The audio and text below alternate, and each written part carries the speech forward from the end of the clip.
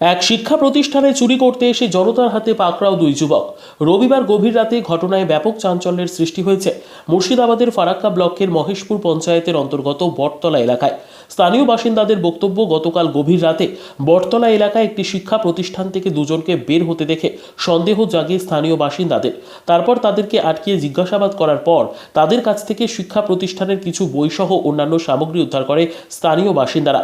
ঘটনার খবর দেওয়া হয় ফারাক্কা থানার পুলিশকে। পুলিশ এসে দুই যুবককে আটক করে থানায় নিয়ে যায়। পুরো বিষয় তদন্ত করে দেখছে পুলিশ। ব্যুরো রিপোর্ট, দিনরাত স্টার নিউজ। ওকে মারবো তো বস্তায় ভরে কুন্ডে ফেলে দেবো, সেটা আলাদা কথা, কিন্তু দেখছি দুটাই ড্যাম পাগলা ছিল হে আলিকে কোন মোবাইল লাগবে আলিকে কোন মোবাইল লাগবে না চিন্তা ফাটক দেখছি পার হতে হবে, তো আমরা আন্ধারে কেন যাবো।